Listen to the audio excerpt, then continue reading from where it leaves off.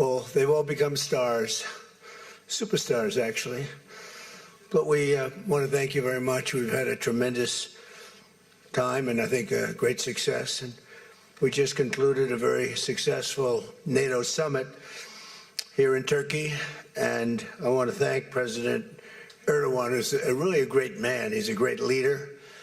He's a friend of mine, been a friend of mine for a long time. He's a strong person, a very strong personality, and that's why he runs such a successful and good country, and really a great, I would say, a great country. Militarily, he's very powerful. People leave him alone, but he's really done a fantastic job. And from the moment we got off the plane, you look at the airports were beautiful. They built a new terminal for our arrival. Everything was beautiful. And so I just want to thank President Erdogan, who's done a fantastic job in Turkey. And I also want to thank NATO Secretary General Mark Rutte. Mark is an extraordinary person, smart, great leader. It's not easy leading so many leaders like that. You get a lot of leaders and they're strong personalities, every one of them. And Mark does an unbelievable job. Couldn't find anybody better. I just want to say there was tremendous love in that room. The press got to see the sitting, but they didn't get to see the speaking. And I actually said, it's too bad the press couldn't see this, because every one of them spoke for a little while, and I spoke for a little while.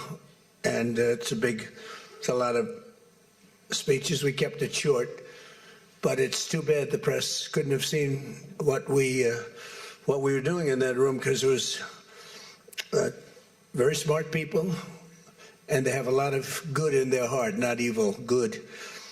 And they're doing a great job for their country. The world is doing well.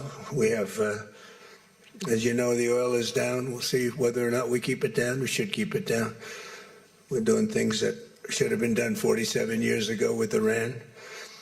And I just want to say that throughout my first term and over the past 18 months, the United States has led a historic effort to dramatically increase the defense spending and to have equipment that no other country in the world has. When you look at Venezuela, when you look at Iran, essentially demolished their military in a couple of weeks.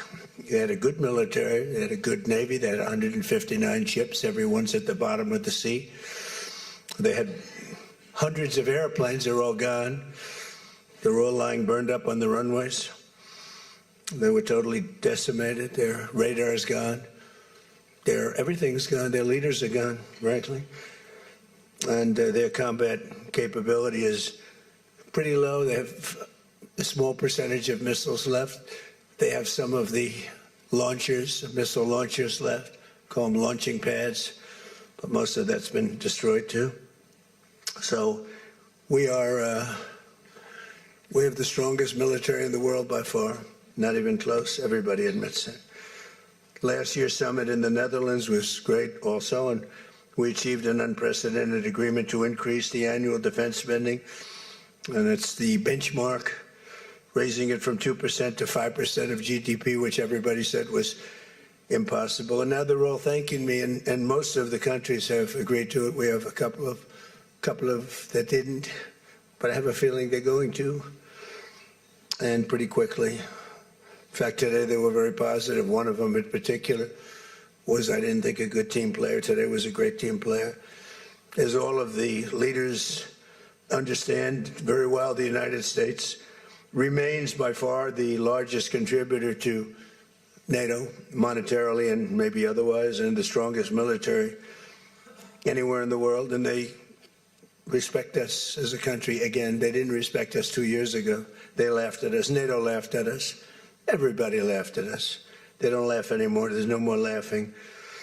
This year we invested a record $1 trillion in our armed forces, and we're going to be asking for $1.5 trillion coming up. We have the money being spent on the best equipment anywhere in the world. In the working session this morning, we discussed the progress other members are making toward the 5% target, and they're making great progress. Many of these countries are very rich, by the way. We don't have to feel sorry for them. But it doesn't mean they're properly protected. There's a big difference. Some have truly answered the call, and others are making big changes and will be answering the call. I think I can say in all cases they're going to be answering the call. And we'll be taking in over $1 trillion a year toward defense. And that's a tremendous amount of money. It's a big up. They were at 2%. They were actually at 1%. I got them to 2%. Then I wanted to get them to 5%. And we got up to 5% the last time.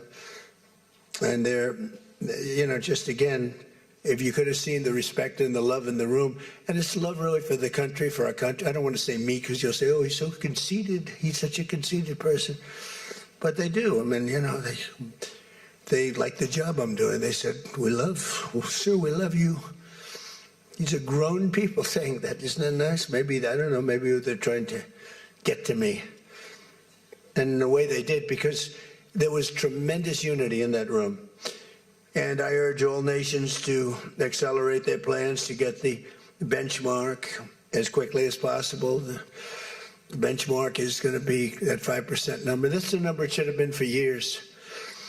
As a result of the commitment we achieved last year, defense spending of other NATO members surged by more than almost $150 billion in 2025, and much of that money is being spent on American-made equipment. They all want American-made equipment. We're pushing very hard to have the defense companies, and they're great. We make the best equipment, the Patriots and the Tomahawks, and everything we have is considered to be the best. Not by me, it's everybody wants it. I wish we made it faster because we could sell as much as we could make. And as you know, I had Lockheed and every one of the companies, all of the companies who are Raytheon as an example, Boeing. So many of those great companies are now building plants. They had big plants, but they were using them 24/7. I said, that's not the way to do it. You have to build more plants. You don't have to just go overtime. No tax on overtime. Remember that, please? No tax on overtime. Those people are happy. But they were doing literally 24 hours to get the Tomahawks done and the Patriots done and all of the other defensive and offensive equipment done. It's the most sought after equipment in the world. You saw that with Venezuela, where they had a lot of great equipment. It wasn't ours, and it didn't work. Our equipment works, but we have to produce it faster for other countries. For everybody, including ourselves, we have to produce it faster. So we think within a year and a half max, we'll be, instead of waiting for a year or 2 years, we'll be having it on a 2-week wait, maybe a 1-week wait. That's what I want.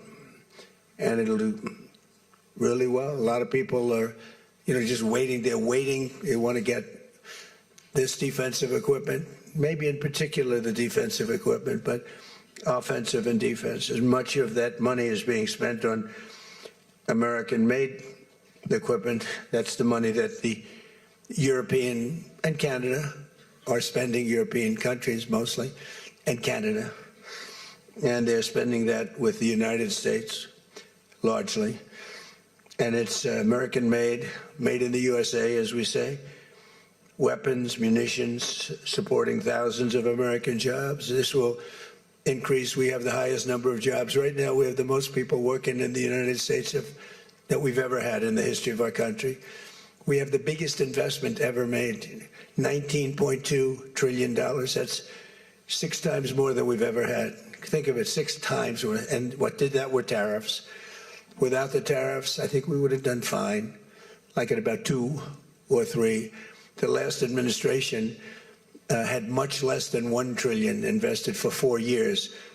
We have $19.2 trillion invested in 1 year. We haven't gone into the extra almost a half a year, 1.5 years. Those numbers won't come out for a little while.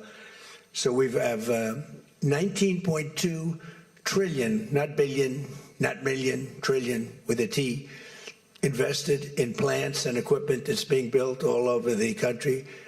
Eli Lilly is building plants, big drug, Merck, all of them, the drug companies are building.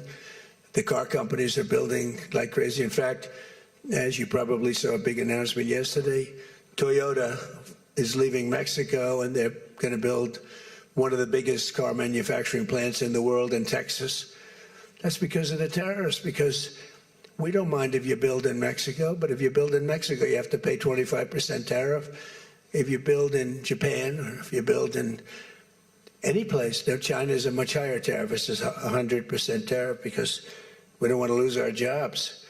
We don't want to have our workers lose their jobs. We have the largest number of plants being built for the most money ever in the history of our country. Car plants, AI plants, and all other plants, pharmaceutical plants, chips. We're not giving anything. All we're saying is, if you don't start, they will give them a year and a half to 2 years to build their plant. If they don't have that, they have to pay 100%, 200%, even 250%. If they make a chip, or if they make a car, if they make pharmaceuticals. So the pharmaceutical companies are moving in at record levels. There's never been anything like what's happening. Let me put it a different way, put it to you in a more broad fashion. There has never been anything like has happened with this country or any other country in the history of the world. There has never been growth. There's never been manufacturing plants being built. We have so many being built. And in the big ones, like AI, some of the AI, we let them build their own electric plants. We force them to build. We don't want it, because the old grid that we have wouldn't be able to supply. They need, just as an industry, more energy than the entire country produces right now, when you think of it, which is incredible. So take all of the energy that the United States produces, and that one industry, which is so big, so powerful, it needs more than that. In fact, some people say almost double. So this was my idea. I said, you can never service that. You can't reinvigorate the grid. You can make it better, but nothing like that. You wouldn't be able to build. And we're leading China in AI, well, in just about everything. But we're leading China in AI. Even in TikTok, I was watching somebody say, oh, the TikTok deal, it's so bad well, because they say the deal was incredible, but they think the word that gets out is bad, except the numbers just came out, and I'm #1 on TikTok, and all I do is talk about communism, right? So it's sort of good. I used it to get elected, too. But, you have to get your word out. But the numbers came out just a little while ago, and I was #1, some ridiculous number. I've never heard of numbers like that, but #1. And all these entertainers are number 27, 29. It's crazy. I don't even understand myself. But that means that my word's getting out about how great our country is, how successful our country is, and how bad communism is, and how bad these lunatics are that are running for election, that don't sound good, don't think good, and don't look good. I don't see any looker. I don't see anybody with the look. You need the look, I guess. You need something, but they don't have it. And I think they'll fade fast. And it's not social democrats. This is not a social these are communists that are running. And they don't want God. They don't want successful things to happen for our country. They don't want to have a successful country. I think they're sort of crazy. As European nations rebuild their militaries, American equipment will be the largest beneficiary. The defense companies are going to be making most of that equipment. They want the American equipment because it works better. It's not a question of anything else. We make the best equipment in the world. And to that end, I provided other leaders with an update on the steps we're taking to rapidly scale up production in the United States. And they wanted to hear that because they don't really want to get it in 4 years, 5 years. They want to get it like in a week. And we'll actually be at a point like that in the not too distant future with the plants that are being built. The defense plants, it's incredible. Lockheed is building, I think, 5. Some of them are building 3, 4, or 5, and they're big ones. It's going to quadruple the output of we have with the munitions and the basic equipment itself, whether it's a Patriot or Tomahawk missile or any of the missiles that we make many missiles, different types, for different occasions. And just today at the summit, we announced $3 billion of new defense investments with U.S. companies And Lockheed Martin will establish a world-class Patriot missile sustainment facility, a big deal in Europe. They're given a tremendous incentive by Europe to do that. All goes to the benefit of us and Europe because they're getting the best equipment. Northrop Grumman is moving forward with the sale of advanced American drone technology. We're actually the leader in drone tech. A lot of people don't know that. We have the most sophisticated drones in the world. And we're a real, I guess we're the leader, but we'll soon be the leader by many times over.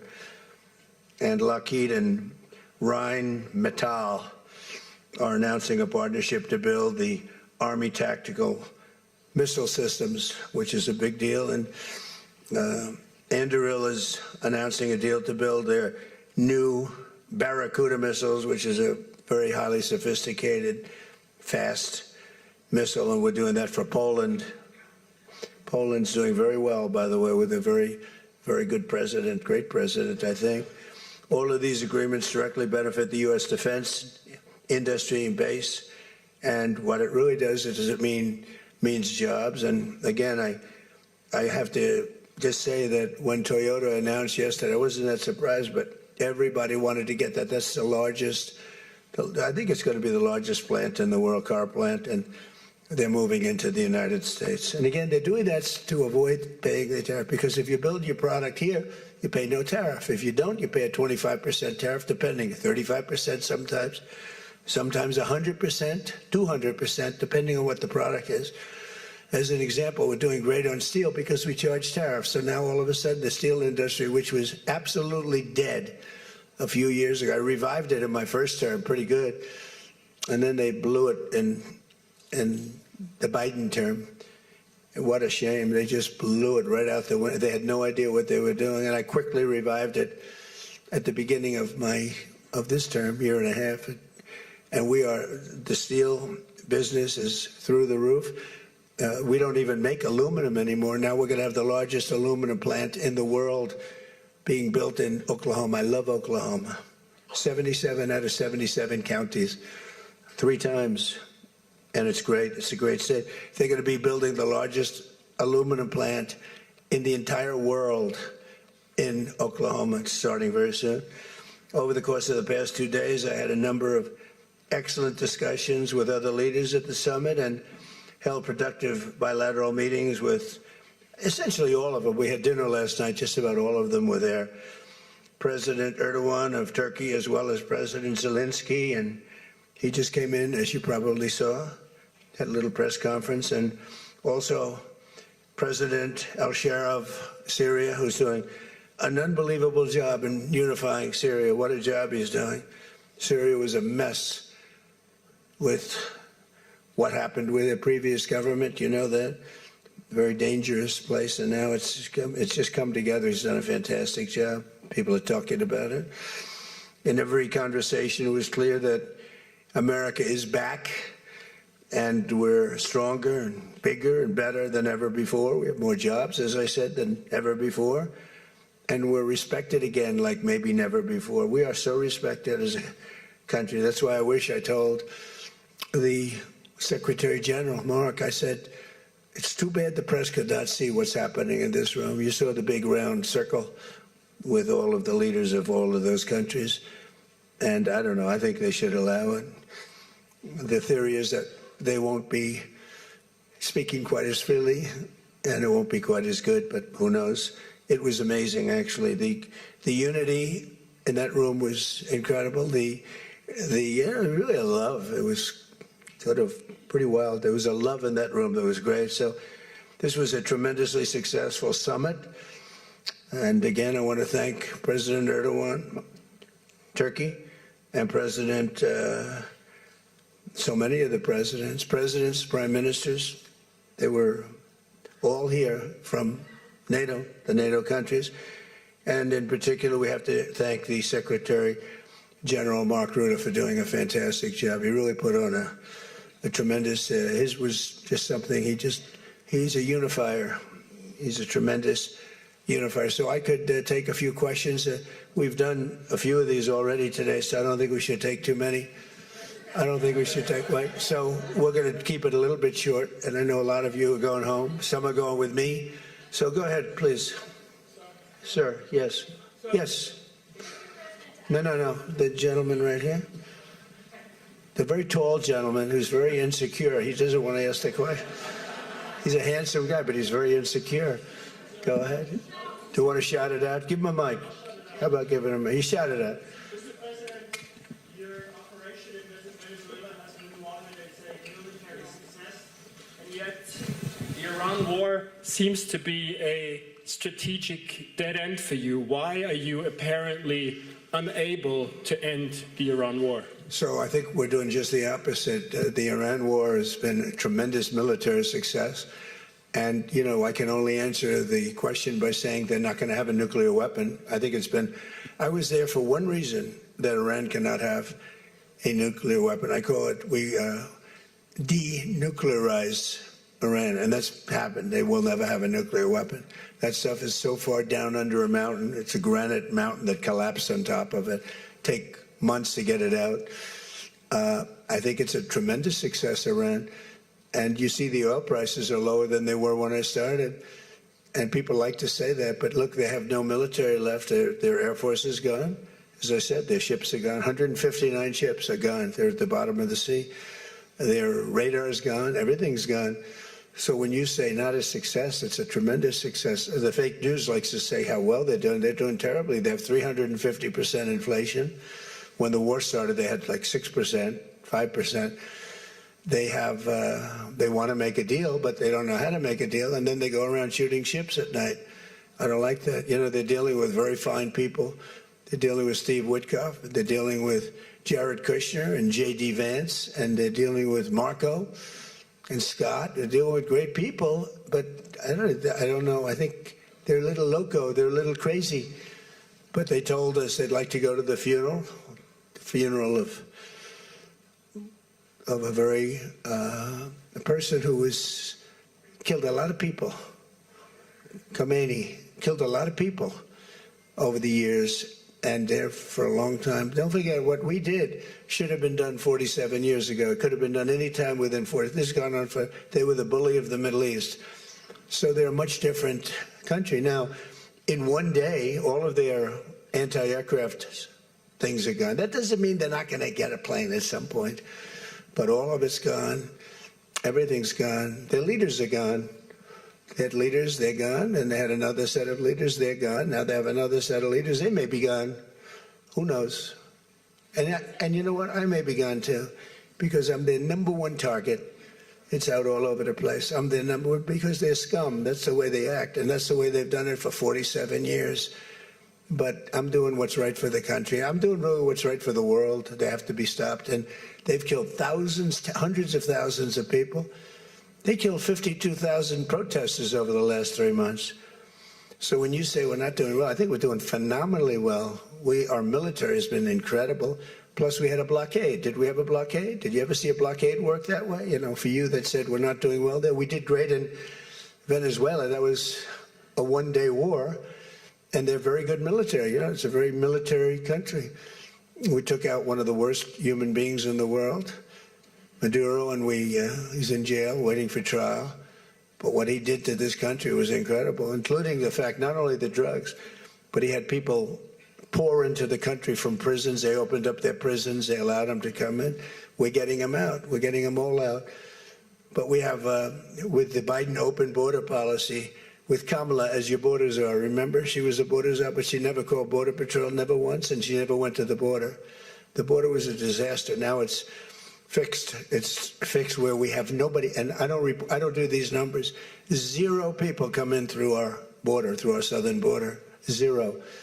And that's been announced now every month for the last 12 months. 0. We had millions of people come in, under 25 million people, I think more than that under Biden.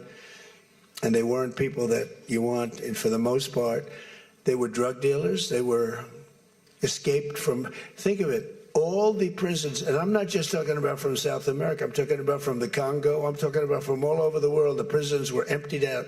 They were emptied out into our country. But they had the worst murderers. They had We had people allowed in our country that should never, and they walked in through an open border policy. And all I'm saying is that you're lucky we won this election. Yeah, please. Go ahead. Go ahead. No. Yes, go ahead. Thank you, Mr. President. Iris Tao. Who you with? NTD Why don't you say your name and who you're with? It's always helpful. Thank you, Mr. President, for doing this. Iris Tao with NTD, with a sister media with the Epoch Times. Okay. On communism, you've been issuing a wake-up call to Americans at home about the dangers of communism, and now you're speaking on the world stage. What's your message to people both living under communist and socialist regimes, but also people living under democracies like in Europe and America who might not have realized how close communism has come to home? Yeah, that's a great question, actually. But look, I want to get the word out because what's forming is communism in the country. And communism's easy to sell. I would be the greatest communist in history. I'd be right up there with Lenin. I'd be as good as anybody.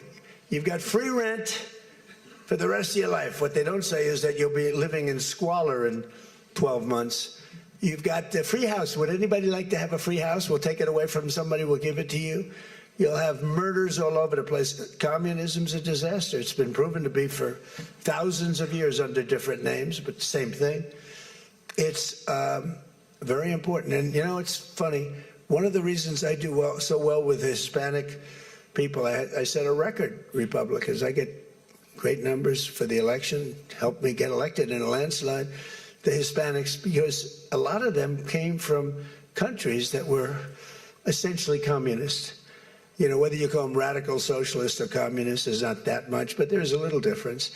When they say social democrats, we're social democrats, it sounds so nice. It's not nice, it's a very dangerous term.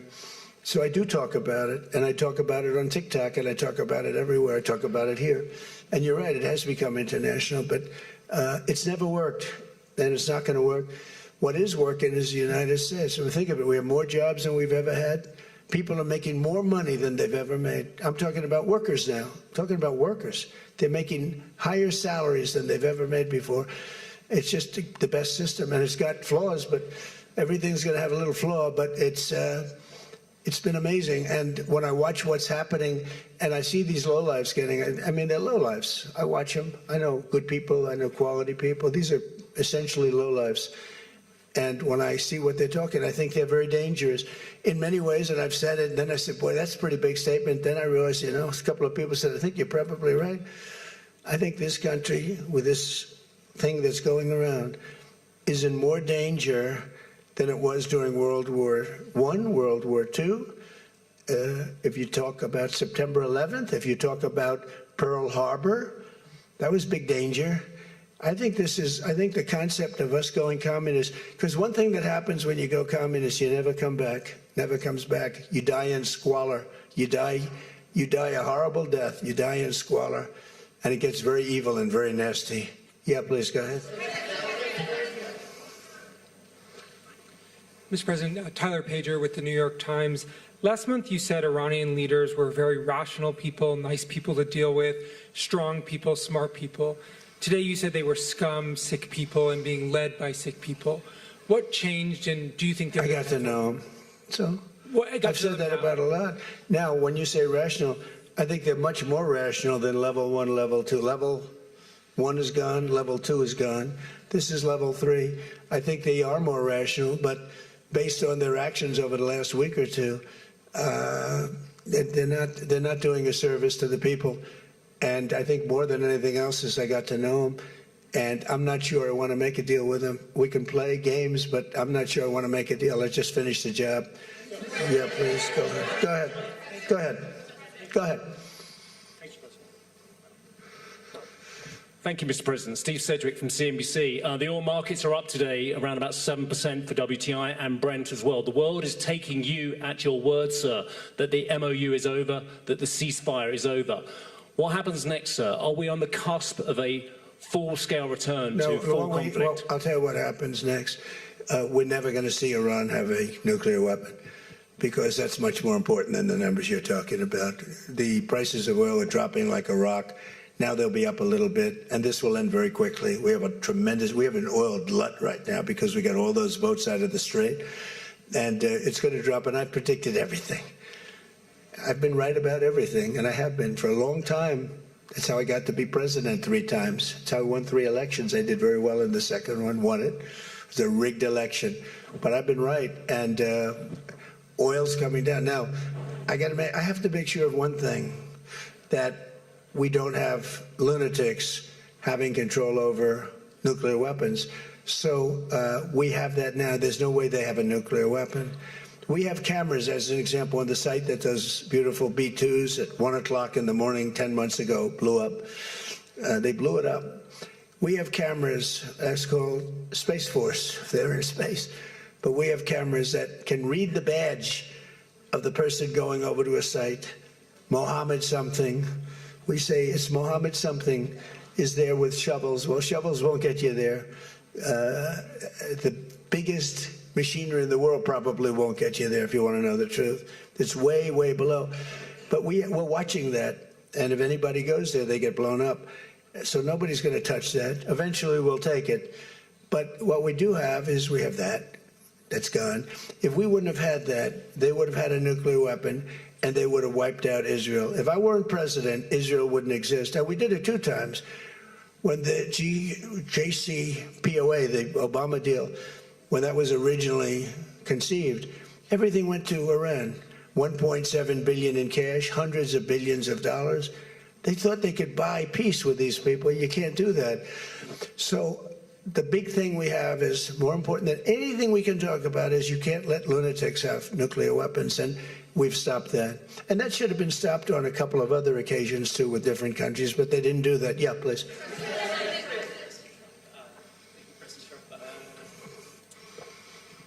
Stephen Nelson from the New York Post. I'd like you to address speculation that you're leaving Ankara not in the new Air Force One because of security concerns involving Iran.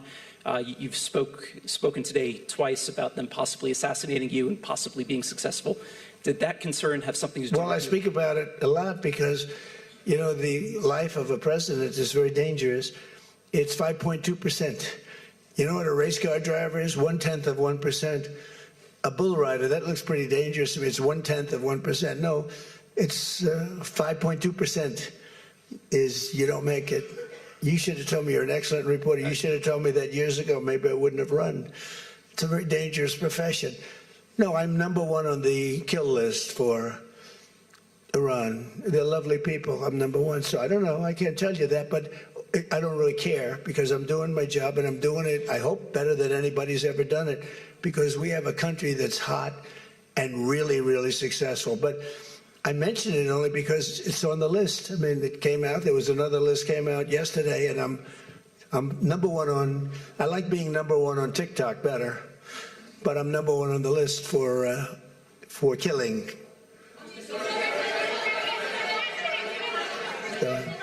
Go ahead. Hey, Sean McCreesh, New York Times.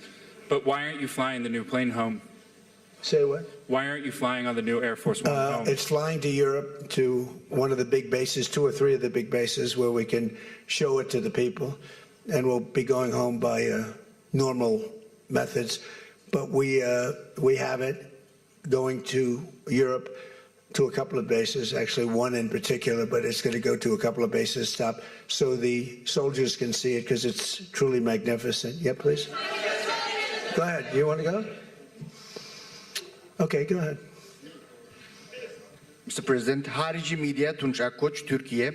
Mr. President, it seems that the war with Iran may start again. What do you expect from your European allies? I don't think it's going to start again. I think it's going to go very quickly. They hit a couple of ships, and so we hit them much harder. When they hit, we hit 10 times harder. You know, we hit much harder than they do. We have a lot better equipment than they do. We may even, somebody asked before, do you think you'll hit them tonight? I said, we might. Yeah, we might. But when they hit, we hit. You know, it's what we use their language. We speak their language. No, I don't think so. I think anything that happens is going to be over very quickly, and we'll only make it safer, including for oil. Oil is going to be very free, very easy, and it's going to happen very fast. We have the Hormuz Strait. The boats have pulled out. I mean, there's a gusher of oil right now. We have a lot of oil, And no, anything that happens is going to happen very fast. We're not looking for long term. Okay, go ahead, Red. Mr. President, you said today, Ines Patera with MS Now, you said today that countries... You're with who? MS Now. MS Now. That's a failing network. Why would you want to work for them? MS Now. Can you imagine? They wanted to get away. They took the name NBC because they were embarrassed by it. Go ahead, let's go. When do you hear this question? You said today that countries like Spain, Italy, and the UK were not there for the U.S. and its war with Iran. Should those countries be attacked, will the U.S. be there for them? Well, I'll tell you what. Number one, Spain has been very bad, but, you know, Italy's been good, and almost all of the countries have been good. They just had a bad moment. They didn't help us. We didn't need their help, but if we would have wanted their help, I said, by the way, if I want help, Sir would rather remain on the sidelines, and I didn't like that answer. UK gave an answer that was sort of weirder than that. They went out. I said, would you like to help? They said, we do, but we want to wait till the war is over. This was not in the spirit of Winston Churchill. So, yeah, I mean, I'll tell you what, I can only say if there's one word that comes out of today, it's unification. I've never seen anything like it. Every one of those countries, they love us, they love each other. That was tremendous unification. It was a nice thing to say, and it was a very fair question, too. Yeah. Green? Yeah, you're wearing green, right? Thank you, Mr. President. Eda Turul from Haber Global TV, Turkey. Mr. President, after your meeting with President Erdogan, can you tell us whether you and President Erdogan reach an understanding on Turkey's return to the F-35 program and the future of U.S.-Turkey defense cooperation? And do you believe U.S.-Turkey relations are entering a new chapter right now? Well, I had a great relationship in my first term. You remember Pastor Brunson, and he was put in jail for 35 years, and I called. He was an evangelical hero, actually, very good man. And I called President Erdogan, and he let him out. I didn't pay anything like Obama and Biden pay billions of dollars all the time. I never paid any for anybody. I just tell him, let him out, let him out.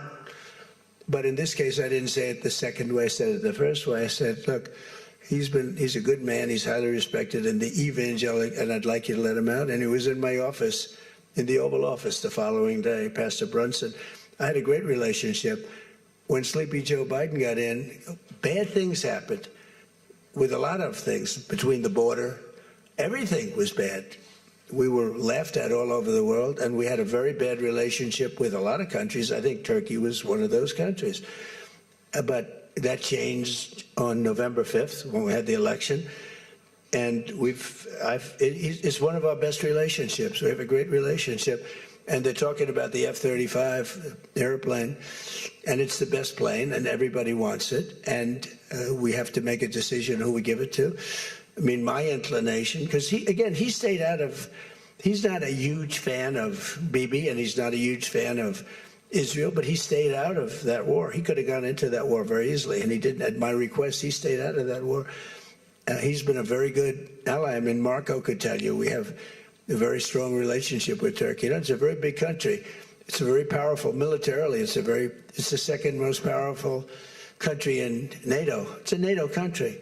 So whether or not we do that, I haven't totally made up my mind. But my inclination is to say, look, he's done everything. He's helped us in so many different ways. And you know who else has been good to us? China. China never came into the war. They get 50% of their oil from Hormuz Strait. They never came into the war. They never said, I'm going to send a ship in 5 destroyers along each side of the ship. They never did. No, President Xi's been great. Everyone's been sort of great, to be honest. You know why? Because they respect our country again. They laughed at our country. They thought we were a bunch of fools. They saw a president that couldn't talk, he couldn't walk. It was a disaster. They lost respect for our country, but now they have more respect for our country than they've ever had before. Thank you all very much. We'll see you back. Thank you very much, everybody.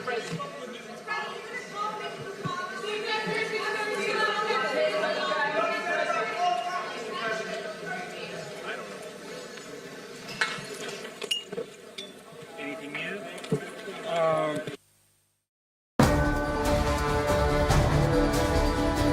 watching C-SPAN, Democracy Unfiltered. C-SPAN brings you Democracy Unfiltered in real time. Democracy doesn't take sides, neither does C-SPAN. In a world full of opinions, C-SPAN gives you direct access to the people and institutions that shape our nation. Unfiltered coverage of Congress as laws are debated and decided. Live proceedings from the United States Supreme Court, presidential speeches, briefings in historic moments as they happen. No commentary, no spin, no agenda. Just the democratic process presented in full without interruption, so you can watch the debates, hear every word, and make up your own mind. C-SPAN's respected nonprofit service has offered Americans unfiltered gavel-to-gavel coverage of